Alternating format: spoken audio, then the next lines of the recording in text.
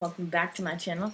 And it is Sunday here in Paris, and basically I've done nothing today except for clean my house. I don't know, I've just finished. I'm almost on my internship. I've graduated. I'm just waiting for my diploma. So I feel I need to you know, clean my house, clean everything, get some good karma going, some good feng shui. So today what I've been wanting to do is I've wanted to start a book club. I know it sounds crazy, but I really don't have that many friends right now. So I decided to start a book club on my channel, and basically it's really just to keep track of what I'm reading. Welcome to the Bookses Book Club. And I'll tell you where I came up from with Bookses. In undergrad, I was buying books in the bookstore, and there was this one kid who was, I don't know, he was an interesting dude. He kept getting written up for cussing people out and all this other stuff. And I remember I saw him in the bookstore, and I don't know, he was just complaining about how he had to buy books, and I was really sleep deprived at this time. I think I was a sophomore, and I was so tired, exhausted, and he was like, the fact that we have to buy books are just so ridiculous. He goes, I don't care, the teacher should scan it. And I remember going to my friend and being like, it's not your teacher's fault that you didn't buy your bookses. And I was so tired. Everybody was like, bookses, but whatever. So this is the Bookses book club, because it doesn't matter if it's not a word, because it's a word for me. I have this very Rastafari look going, very Rasta. But one of the books that I was reading is Letters to a Young Poet, if you guys can see it. But I started reading this book because I write a lot of poetry, and I'm in the process right now of writing my own poetry book, independently, and performing a lot of poetry and stuff right now. I have my Eeyore here. He's in the conversation. He's a part of the book club. So is Tigger. I was introduced to Letters to a Young Poet from the movie Sister Act 2, and it's the story where, it's a part of the movie where Whoopi Goldberg goes to Lauryn Hill, and she's like, if you wake up and you want to be a singer, then you're a singer. You know what I mean? Things like that. So I read this book because I've just finished my master's, feeling a bit lost in life. I'm an American living in Paris. I always go through an outline quotes that I really like in books, because what's the point of reading it if you don't remember it? So one of the things that I think really stood out to me in this book was the line, we make of the quarrel with others rhetoric, but of the quarrel with ourselves poetry. And I think that that's kind of one of the biggest things in this book, and it's literally in the introduction, page 1. It really kind of made me want to continue this book, because I think a lot of my writing, a lot of my diaries and poetry is basically fighting with myself and trying to figure out what I'm doing, and that's basically what life is. I mean, you're walking through life, and you think you're fighting with the world and everything, and yeah, there's outside things, but really you're fighting with yourself and trying to figure out what you want to do, and fighting with your fears, and trying not to let it overcome you. The other quote that I really like was, he must live his own questions. And that's another thing. It's being 20, I'm 25 now. I been 25 for a while, and I'm just questioning myself daily. You're constantly questioning yourself, constantly evaluating what you're doing, a step that you just took, a decision that you just made, and you have to live it pretty much to see if it's going to work out. You can't really just be like, oh, I'm going to be doing this, or I might do this, or I might not. If you think about something too long, you're not going to do it. One of the quotes, it's sudden need for solitude.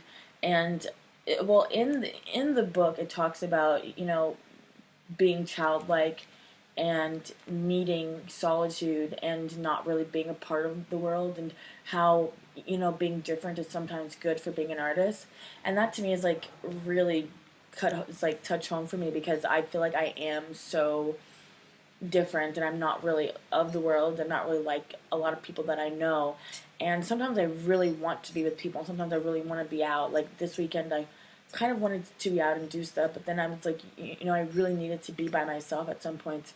And even during the week, I'm more likely to go out and do things. During the weekend, I'm I don't want to do anything. I'm going to stay home. I want to clean my house. I want to do only certain things that I want to do. And it's like a sudden need for solitude. It's like, being outside is just so much for me sometimes. And I know for someone that deals with depression and anxiety, it's sometimes it's so overwhelming to be in the world, and then you come back home and sometimes it's like kind of overwhelming to be with yourself. Okay, there's another thing that's in here where he warns him about journalism and how it's hostile to art. And I think this is also another thing that a lot of artists have issues with, is survival. Because, okay, so you go to school and, like, I know people, they, like, major in poetry and they do all these things, but then you come out and you need to have a real job. So people, they're like, I don't have to necessarily do this, but I can do something that's similar to this. So a lot of poets, they do journalism, or they write novels, or they do all these things, and then you start to realize, I don't want to be doing this. Like, this isn't what I want to do. You have to ask yourself, in the silent hour of night, must I write? And I think that that's kind of like one of the things. It's like, if you're at home and you feel like super depressed, like I do all the time, and it's like, what is the one thing that you want to do? And if it's sing, or if it's write, or if it's like do math, like that's what you should be doing. And the thing is, it's like, I don't know. I watched a video about like someone who's like, living for Friday is stupid. And the point is, it's like, yes, I totally understand that it's stupid and everything, but, this is the world we live in. We have to pay bills. We have to do all these things. And it is quite stressful, and it's not a happy life. And, the question is, like, how do you get out of that system? How is it that you aren't in that system? How is it that you're not a part of it? And it's really quite difficult to figure it out. And I hope that I haven't even figured it out yet, because I'm still like struggling to pay bills and doing all these things. But you really, really, really have to go and, figure it out and how to get out of that system. And I think that that's kind of like one of the biggest adventures of life, is to figure out, like, what should I be doing? This is what I need to be doing. Well, then why am I doing this? Why do I need to be doing this? Because someone else told me to do it. I think that is, such a powerful thing. There's one quote in here where he goes, perhaps after this descent into yourself and your aloneness, you will have to renounce the idea of becoming a poet. Simply feeling that one could live without writing is enough to indicate that one should not do so. Life is so short, and, happiness is it's just something that, we search for, and you can find in small instances. So it's like so important to find happiness, and when you find it and things that make you happy, it's definitely important to, keep at it. To be an artist means not to calculate and not to count, to mature like a tree that does not pressure its sap and stands amid the spring storms with assurance, and without the slightest fear that summer might not come. It does come, but it comes only for the patient ones who stand about as if eternity lay before them. And that, to me, is like, as an artist, it's just like something that you need to hear. Maybe it will work out. Like, maybe this is, what I need to be doing. And you can't just be like, you can't put pressure on it, and you can't, like, try to force it to come. You can't do all these things, because eventually it will come. Eventually things will work out, and eventually you'll be fine. Either way, you're going to be fine. But the point is, it's like, if you give up now, you'll never know. Patience is everything. Like, I think that's kind of like something that you need to know. As something, as like someone who's like not patient for anything, food, life, love, money, you really have to be patient with yourself and really kind of sit and think. 30 days is a long time. A month is a long time. 24 hours is a long time. So, like, really sit in the moment. Really kind of, you know, just be present, and not think too much of the future, and not do too much, because it really can be detrimental to your mental health and your art in general. And I think that kind of is where he was going with this. No one anywhere can give you answers, and I think that's like super. I think, like, for me, it's like I'm always needing reassurance from someone else. Like, it's gonna be okay. It's gonna be fine. The thing is, nobody really knows. Like, nobody really knows the answers. Nobody really understands what's going on. So I think that's kind of like one of those things that really stood out to me. It's like, no one knows anything. Like, the only person who knows is like you and God, and you really have to like meditate within yourself and really have assurance in yourself and figure out for yourself what's going to be fine. And I think for me, this is, something that's really, really, really important. What matters is that you live everything. Like, that's a quote in here. And I think that that's so. The thing is, it's like I've been to like so many different countries with so many friends, and like I think that what I've realized is like so many people just travel for Instagram.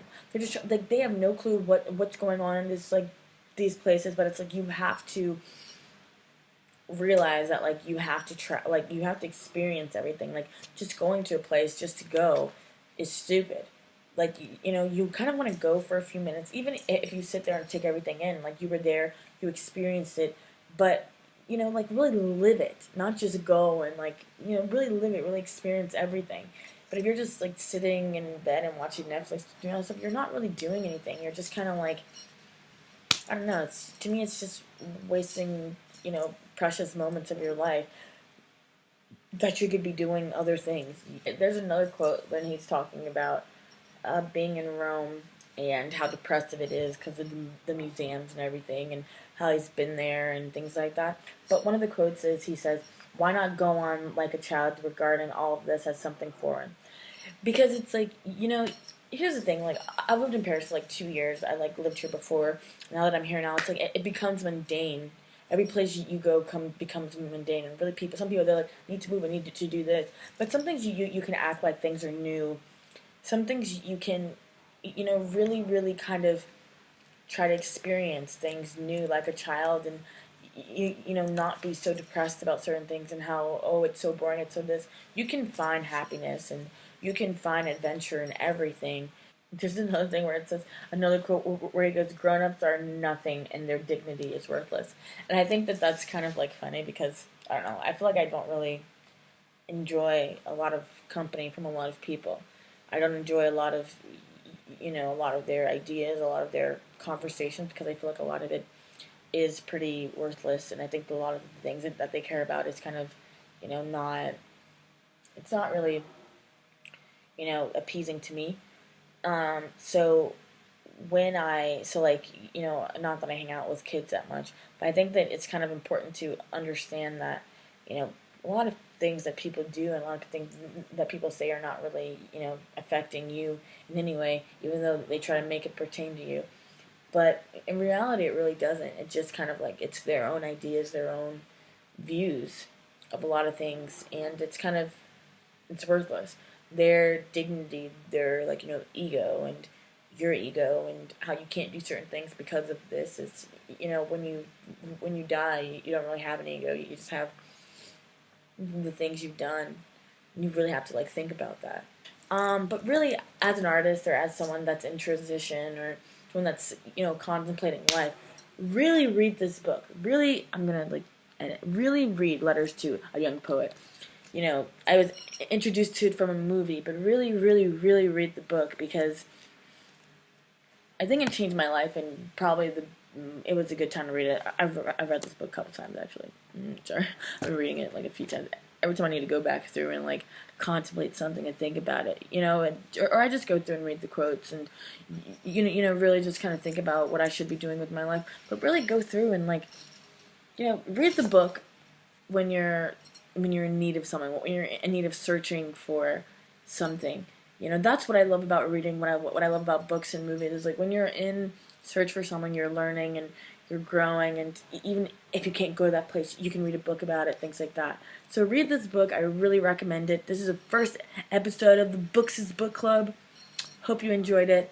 There'll be more because I'm reading a lot more videos. I have so many announcements, so many other things. So don't forget to hit the subscribe button. And yeah, thank you so much for watching this video. Wow, this was a long one. But I'll see you guys soon. Don't know. I don't have a schedule. But yeah, thank you so much for watching my channel. Don't forget to subscribe. And I love you guys so much. Bye.